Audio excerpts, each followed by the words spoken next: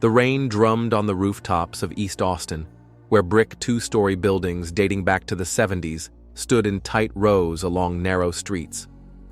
Water ran in rivulets down the asphalt, carrying away cigarette butts and fast food wrappers. It was on such a dank Wednesday in September that Leroy Doe's body was discovered by a landlady who had come to collect overdue rent. Police car sirens cut through the monotonous noise of the rain. Police tape fenced off the entrance to the shabby building where Leroy had rented a second-floor apartment since his release. Gawkers, despite the weather, gathered in groups behind the tape, whispering and speculating about what had happened. Detective Hazia Ntuli, a 33-year-old woman with tightly woven dreadlocks, arrived on the scene 20 minutes after the call. She was known in the department for her methodical and tenacious nature.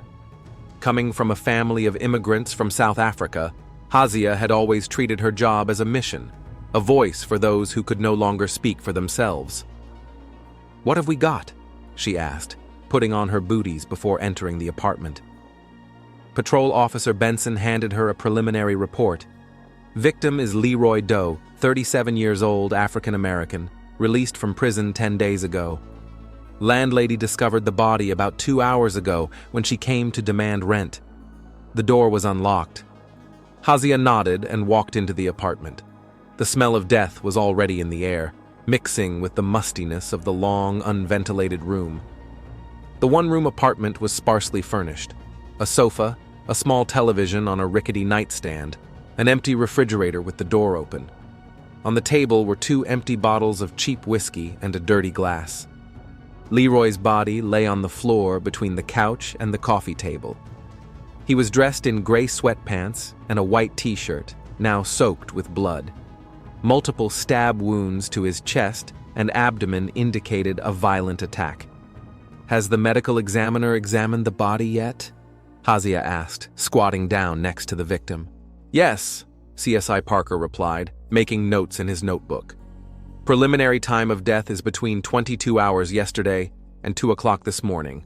Cause of death is obvious. Multiple stab wounds. Looks like a kitchen knife was used. We found it in the sink, trying to wash away the blood." Hazia slowly walked around the crime scene, noting details. On the kitchen table were documents, a divorce certificate with the date stamped only a week ago. Nearby was a framed photo of Leroy and a woman, presumably his ex-wife, smiling against a park backdrop. "Any information on next of kin?" "Ex-wife, Rebecca Doe," Benson answered. "They divorced last week, 3 days after his release. She works as a waitress at the Blue Alligator a few blocks from here." "Interesting," Hazia muttered. She waited 5 years for her husband to serve time and then divorced him 3 days after he returned. We should talk to her. The examination continued for another hour. Hazia methodically explored every corner of the small apartment. In the trash can, she found several crumpled letters and notes. In one of them, she read, "You've been lying to me all these years. I can't live like this." The handwriting was female, harsh, written in anger. "Send everything to forensics," Hazia ordered, "especially the prints on the knife and the notes, and see if there were any calls to or from his cell phone in the last few days." The Blue Alligator Bar was a 15-minute walk from Leroy's apartment. It was a typical neighborhood establishment. Dim lighting, a shabby bar counter, the smell of beer and fryers. There weren't many customers at this time of day, a few regulars, silently sipping beer in front of a TV showing a baseball game. Rebecca Doe was working behind the counter, wiping glasses. She was an attractive woman with short-cropped hair dyed a light shade. Her dark skin contrasted with her bright lipstick and large ring earrings. Noticing Hazia's police badge, she tensed. "Rebecca Doe?" Hazia asked, taking a seat on a bar stool. "Minus Detective Hazia Ntuli, homicide. I need to ask you some questions about your ex-husband, Leroy Doe." Rebecca set her glass on the bar and wiped her hands on her apron. "Something wrong?" Her voice was steady, but her hands were trembling slightly. "I'm sorry to report, but Leroy Doe was found dead in his apartment this morning." Rebecca froze, her eyes widening. She leaned on the counter as if the ground was going out from under her feet. Dead? How had it happened? Murder. We're investigating the circumstances. Can you spare a few minutes to talk to me? Rebecca nodded and said something to the other waitress, who immediately took her place. They moved to the far corner of the bar, where there were empty tables. When was the last time you saw Leroy? Hazia began, opening her notebook. 5 days ago, Rebecca answered, lighting a cigarette with trembling hands. When we signed the divorce papers. You divorced just 3 days after his release, Hazia remarked. A pretty quick decision after 5 years of waiting. Rebecca let out a stream of smoke and grinned bitterly. I was waiting for the wrong person to come back. What do you mean? Rebecca paused, as if choosing her words. Leroy and I had been together since high school. He was always a hothead, but he loved me in his own way. When he went to jail for robbing a gas station, I decided to wait. 5 years is a long time, but I thought our love was stronger. She took a drag on her cigarette. He wrote me every week. Romantic letters, plans for the future, how we'd have kids when he got out. And what changed? When he came back, he was different. Not just mentally. I expected that. But she hesitated for words. The first night we were supposed to be together, he made excuses. The second night, too. And then I found out the truth. Rebecca was silent, her eyes filled with tears of rage, not grief. He was in trouble in prison, serious problems. He'd testified against a member of the Black Crown's gang, and they'd gotten their revenge. 4 of them attacked him in the shower room and, mutilated him, his penis. The doctors had done what they could, but he would never be able to. Hazia listened silently, making notes. It's not about the mutilation itself, Rebecca continued, wiping her tears furiously. I could live with it. It's that he's been lying to me all these years, writing about how we'd make love, how we'd have children, for 5 years. And then he just told me the truth like it was nothing. When exactly did the incident happen in prison? The first month of his incarceration. 5 years ago, Rebecca exclaimed. 5 years of lies in every letter, on every date. How could I stay with a man who lied to me like that? Hazia jotted down the information. Such trauma and subsequent deception could have been a motive for many. Did Leroy have enemies? Someone who might have wanted him dead? Rebecca laughed bitterly. Half the prison, probably.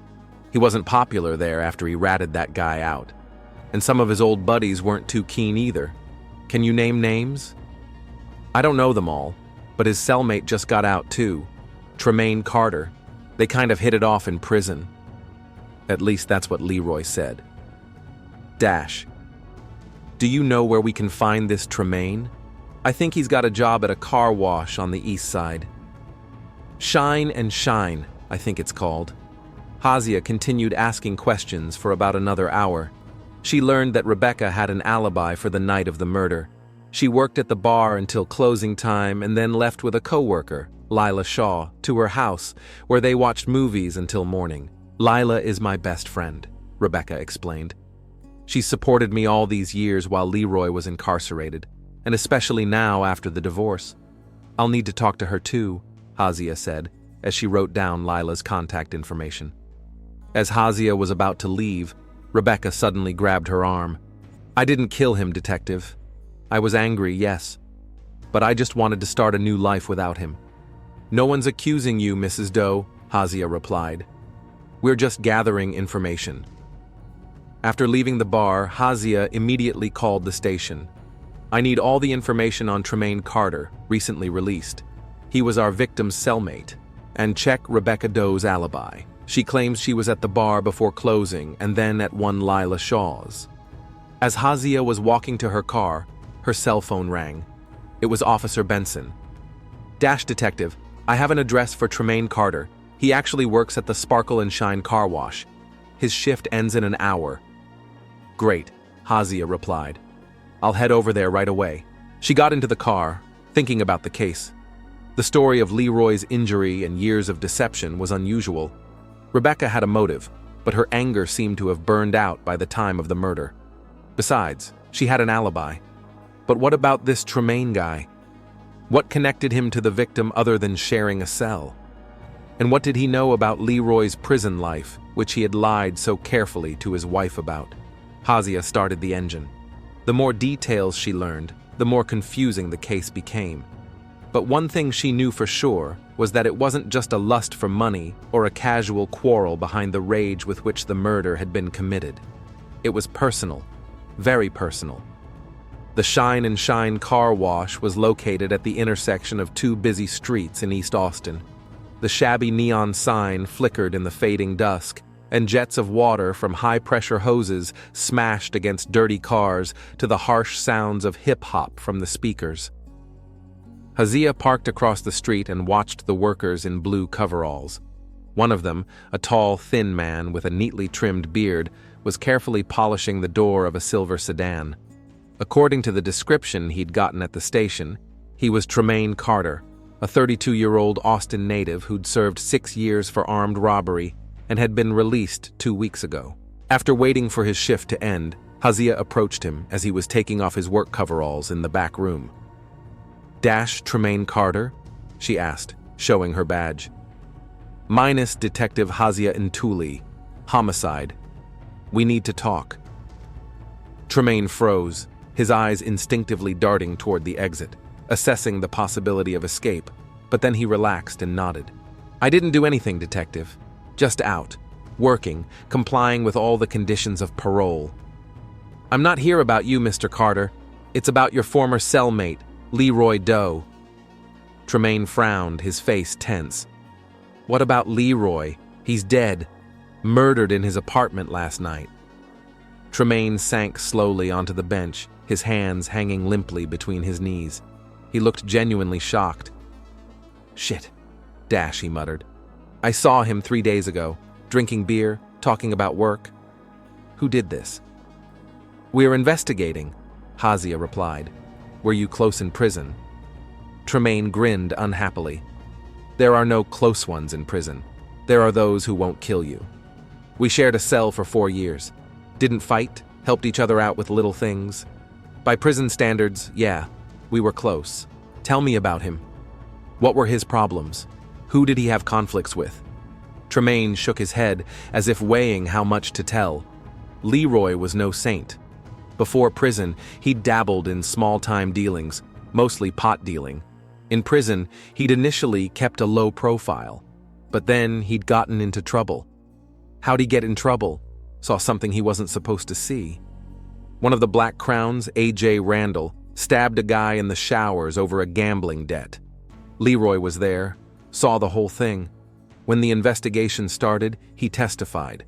Naive idiot thought the administration would protect him. Hazia wrote down every word.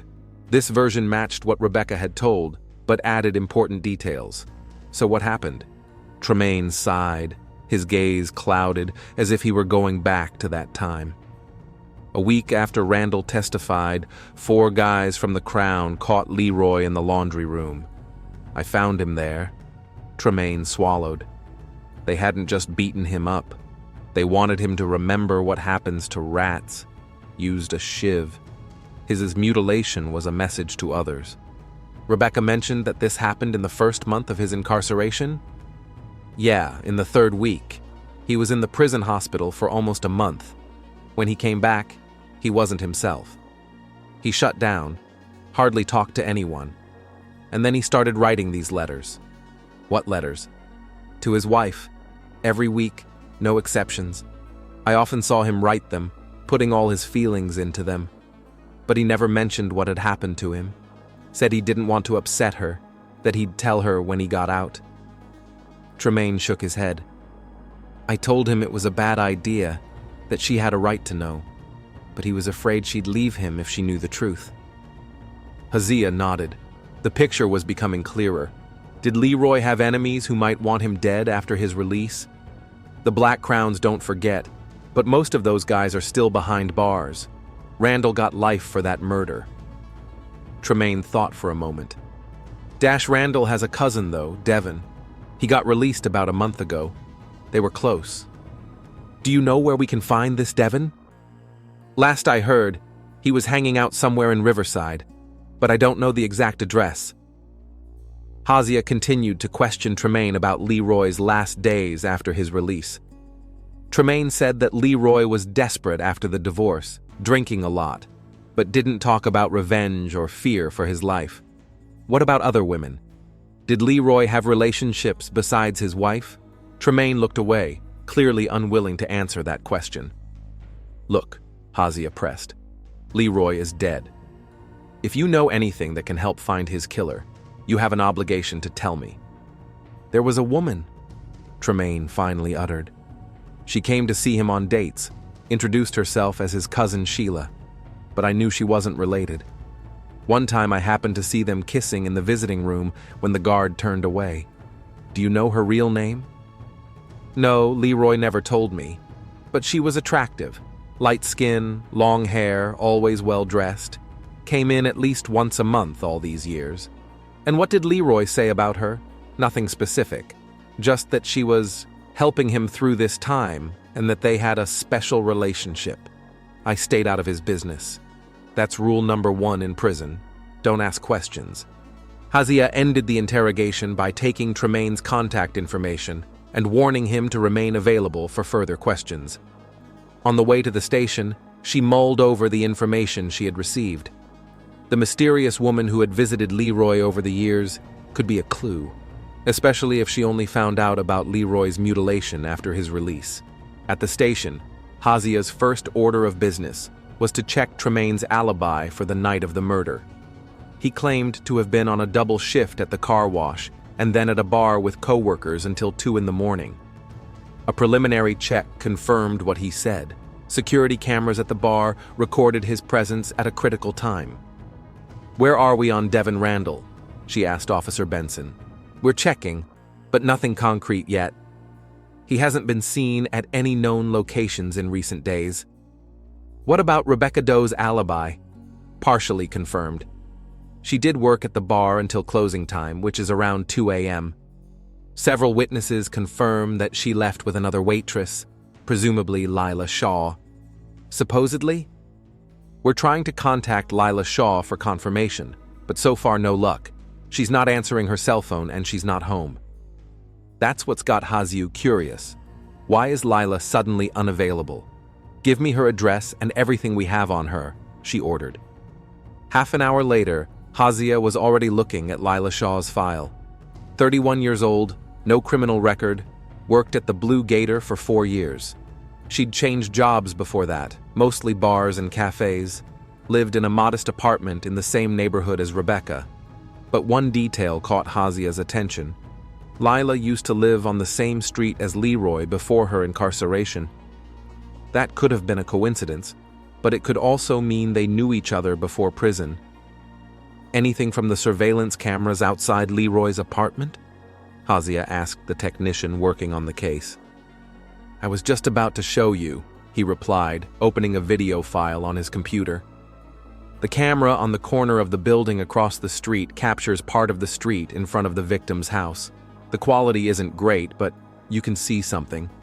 On the grainy black and white footage, Hasia saw a female figure approaching Leroy's house at 23 hours and 37 minutes, about the time of the alleged murder. The woman was hooded, her face obscured, but her build and gait were similar to Lila Shaw, based on the photos in the file. "Is there any footage of her coming out?" The technician scrolled forward. "Here, at 0 hours and 15 minutes. The video showed the same figure quickly leaving the building with his hands in his jacket pockets and looking around. "That matches the time of death," Hasia muttered. "What about the bar where Rebecca and Lila worked? Do they have cameras?" "Yeah, we requested the footage. They confirmed that Rebecca was there before closing.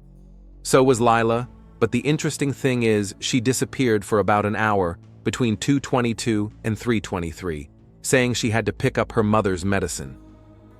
And that hour just happens to coincide with the mysterious woman's visit to Leroy," Hasia said thoughtfully. "And then what happened?" "Lila returned to the bar?" "Yes. At 23 hours and 50 minutes, she's back on tap, working behind the bar, and at 2 o'clock she actually leaves with Rebecca.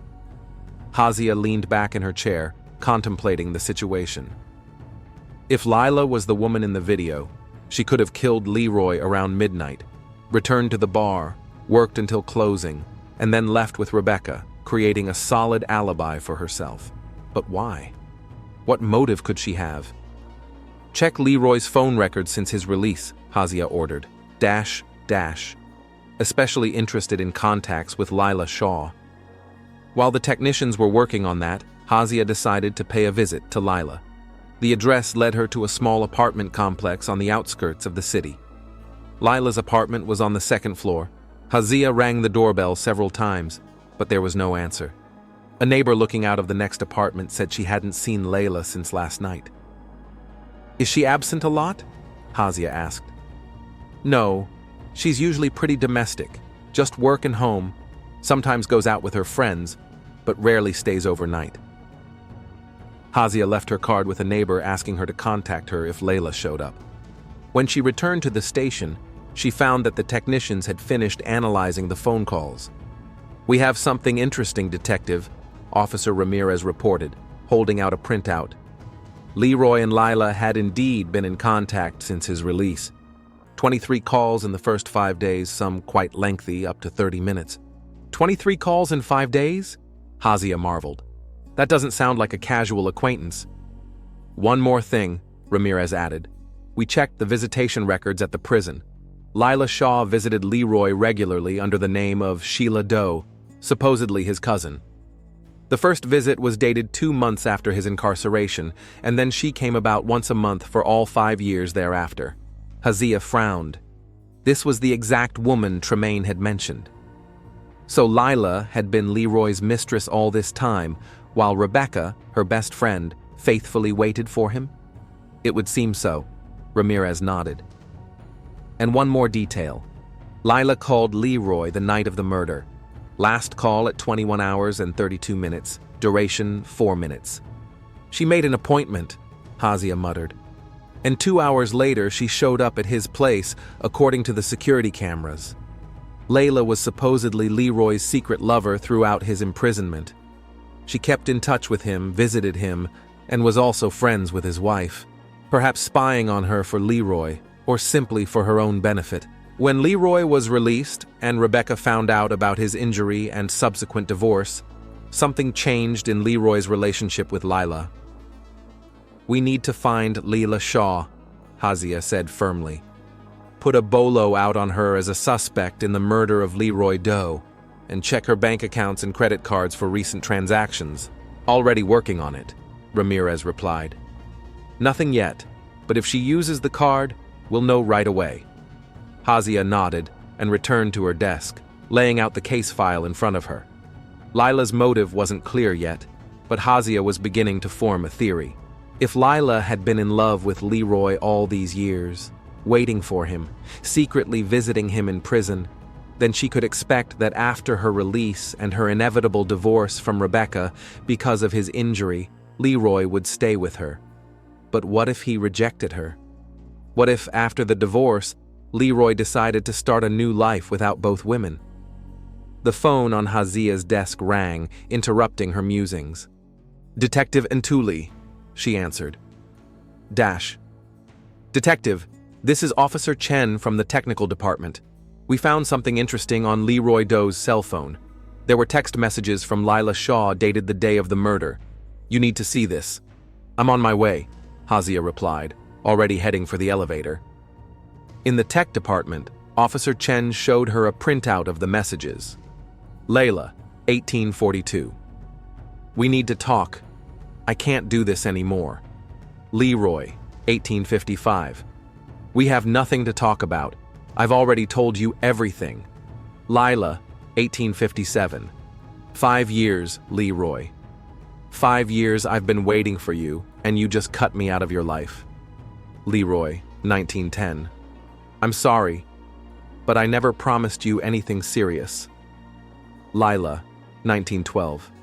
You said you loved me every time I came to you. Leroy, 1915.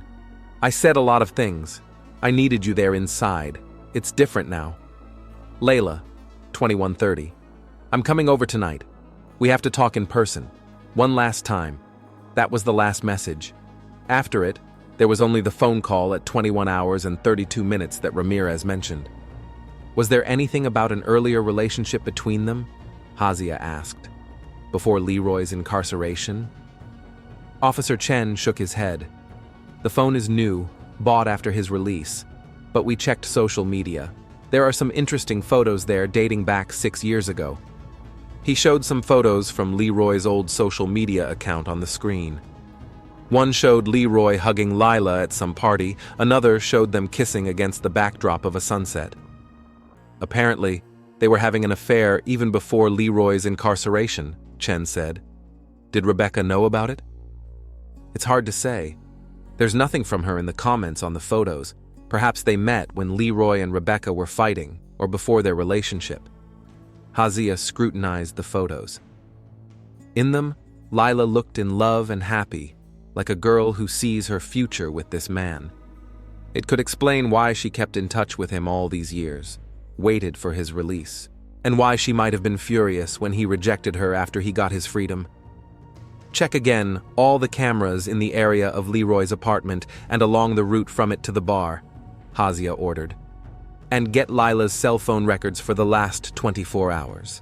We need to find her as soon as possible. When Hazia returned to her desk, she found a new message from the forensics department. The knife used in the murder had partial fingerprints that didn't belong to the victim. They've been compared to the database, but so far, no luck. We need Lila Shaw's prints for comparison, Hazia said, dialing the number of the crime lab. Check her cup or glass at the bar, see if there were any prints left behind. The day was coming to an end, but the investigation was gaining momentum. Hazia felt they were close. Lila's motive was becoming clearer: rejected love, 5 years of waiting, deception. But there were a few key details missing to complete the puzzle, and chief among them was Lila Shaw herself, who seemed to have vanished into thin air. Hazia's phone rang again. It was Ramirez. Detective, we have a lead.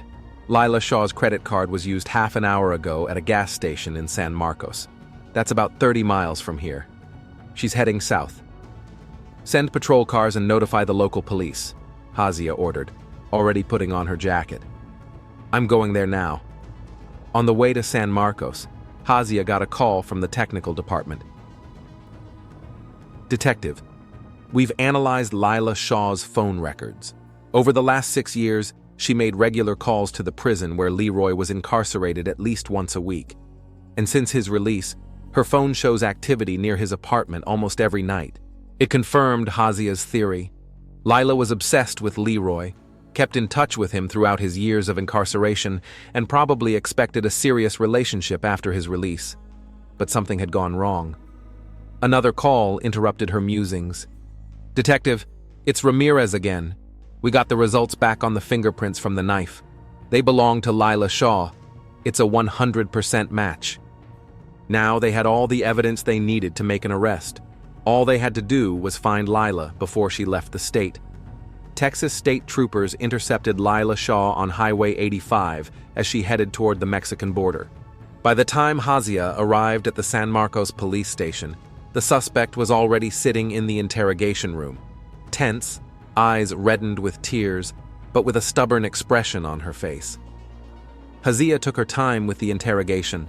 Instead, she spent several hours delving deeper into Leroy Doe and Lila Shaw's past.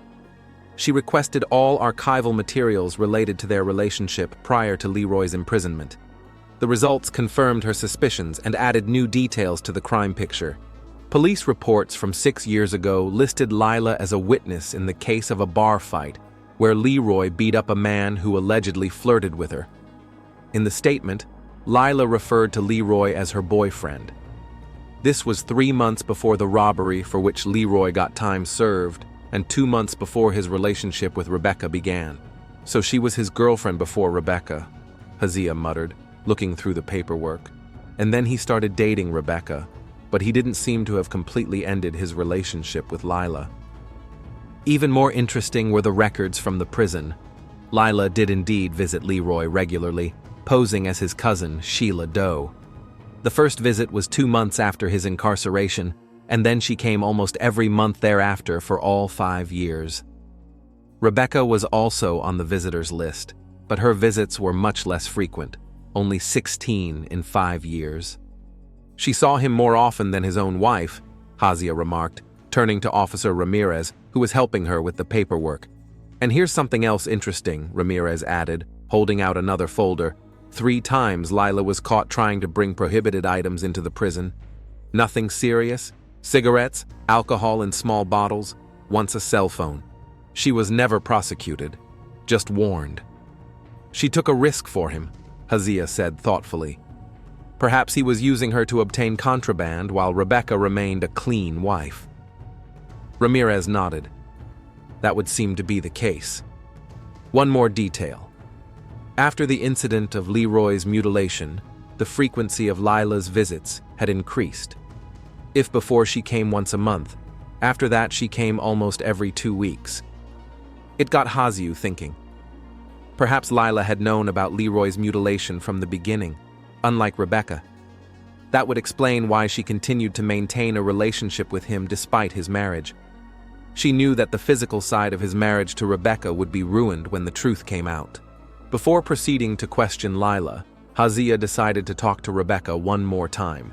She found her at the same Blue Alligator bar, where Rebecca was mechanically wiping glasses with an absent look.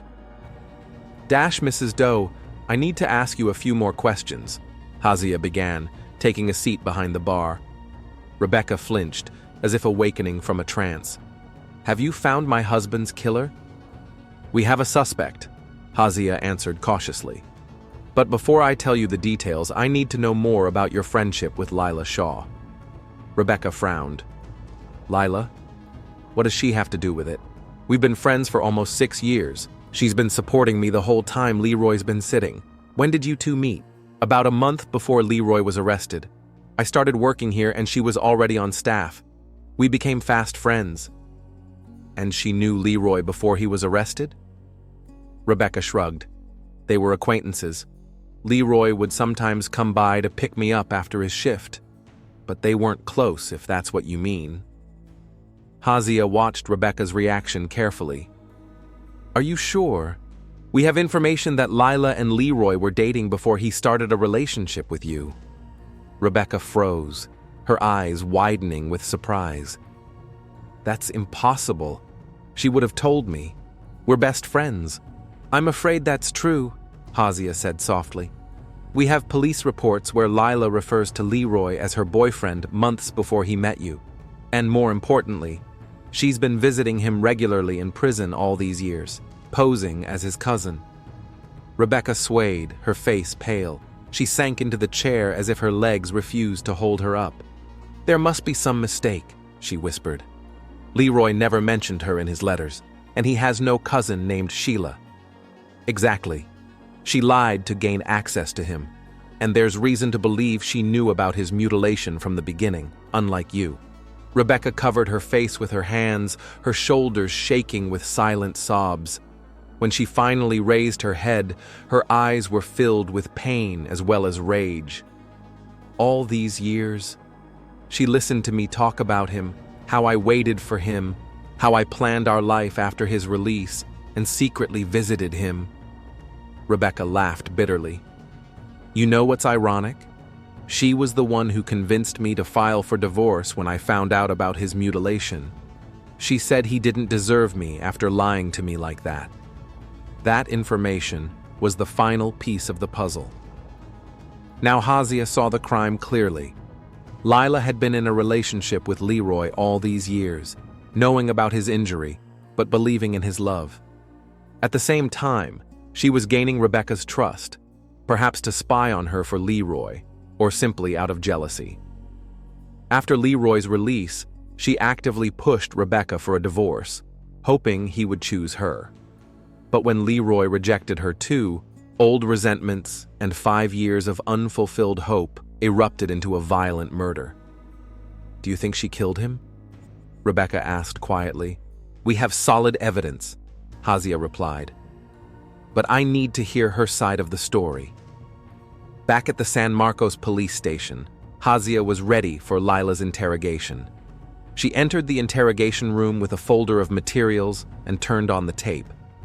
"Lila Shaw, you are under arrest on suspicion of the murder of Leroy Doe," Hazia began in an official tone. "You have the right to remain silent. Anything you say can and will be used against you in a court of law. You have the right to an attorney." "I don't need a lawyer," Lila interrupted her. Her voice was hoarse but determined. "I know what you think happened, but it didn't." "Then, tell me your side of the story," Hazia offered, opening the folder. "Let's start with your relationship with Leroy before his imprisonment." Lila sighed, her shoulders slumping. "We dated for about a year.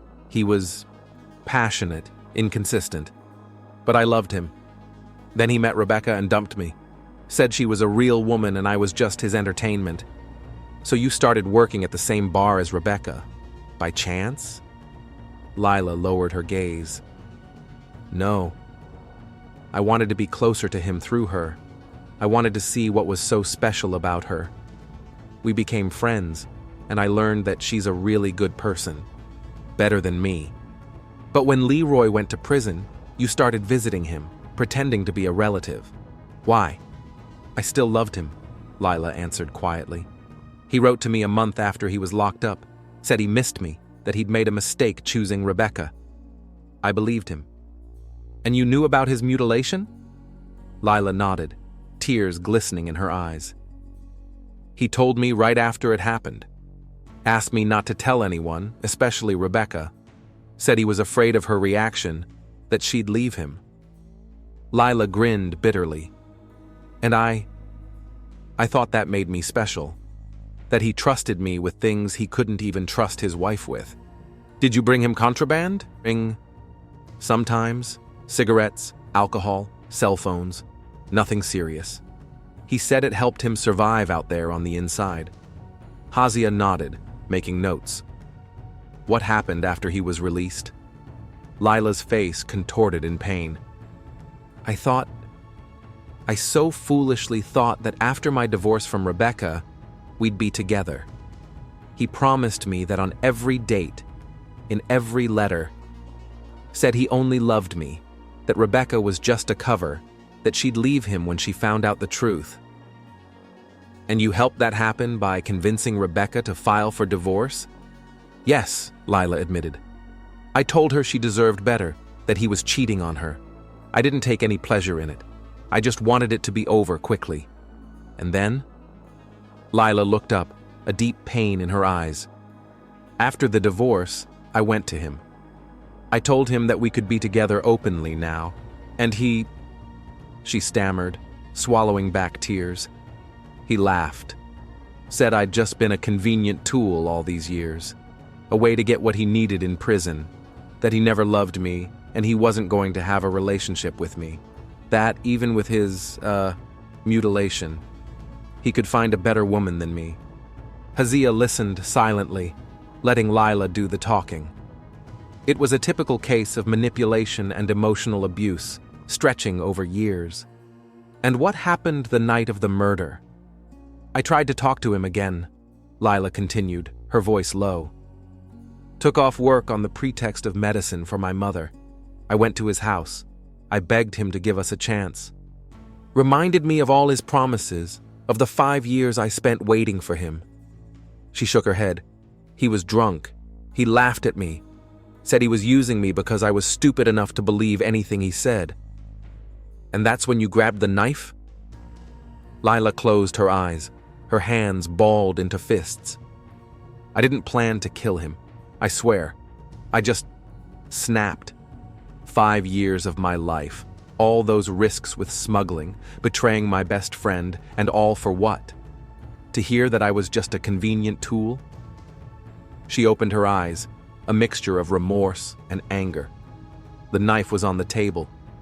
He turned his back to me, still laughing. I don't remember the first time I stabbed him. I only remember his surprised face when he turned to me. And then I couldn't stop.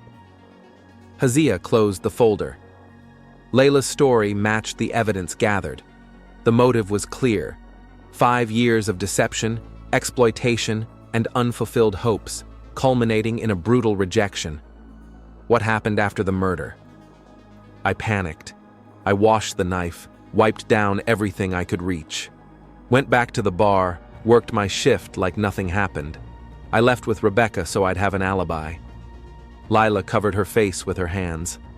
I'm a horrible person. I betrayed my best friend and then used her to get away with it. Why did you decide to run? When I found out you were looking for me, I knew you had proof. I wanted to get to Mexico, get lost there. But to be honest, I didn't try very hard. I guess somewhere inside I just wanted to get caught, to make this whole thing go away. Hazia finished her interrogation, and the officers led Lila back to her cell. All the pieces of the puzzle came together. The crime had been solved, the perpetrator had confessed, the motive was clear. But Hazia didn't feel the usual satisfaction of a completed case. This story was a tragedy born of lies, manipulation, and unfulfilled hopes. The next morning, Hazia finished the final paperwork on the Leroy Doe case in her office at the Austin Police Department. Through the glass partition, she could see Rebecca Doe sitting in the waiting area, slouching and staring into the space in front of her. Hazia came out and sat down next to her. "We've completed our investigation," she said. "Lila Shaw has confessed to killing your ex-husband. She will be charged with second-degree murder." Rebecca nodded without looking up. "You know what the weirdest thing is, Detective? I don't feel anything. No relief, no grief, no anger, just emptiness. 5 years of my life wasted on a man who lied to me, cheated, manipulated me. And my best friend was part of that deception the whole time." "It's not your fault what happened," Hazia said softly. "You were a victim of deception, just as Lila was, albeit in a different way." "Maybe," Rebecca finally looked up. "But you know what I realized? Leroy wasn't worth my 5 years of waiting, or her crime. Not either of us." Hazia walked Rebecca to the exit of the station. Outside, the Texas sun was shining brightly, such a contrast to the grim story they had just finished. "What are you going to do now?" Hazia asked. Rebecca smiled weakly, shielding her eyes from the sun. "Start a new life. Maybe leave Austin. Too many memories." Hazia nodded. She understood this desire to put the past behind her, to start with a clean slate. In her work, she'd seen too often how lies and manipulation ruined lives, how obsession could turn love into something dark and destructive. Back in her office, Hazia closed the Leroy Doe case file. Another crime solved, another story completed. But there were no winners in this story, only victims of deception, obsession, and betrayal. Leroy Doe used 2 women, playing on their feelings for his own gain. Lila succumbed to an obsession that eventually led her to crime, and Rebecca lost 5 years of her life and her trust in people. Hazia thought about the fine line between love and obsession, and how easily people can deceive themselves and others for their own ends. There were no elaborate schemes or cunning criminals in this case, just ordinary people whose lives had been ruined by deception and unfulfilled hopes. She closed the case and put the folder in the drawer with the completed investigations. Tomorrow would be a new day and new crimes demanding her attention. But the story of Leroy, Rebecca, and Lila would long remind her of the destructive power of lies and betrayal, and how important it was to remain honest, with others and with herself.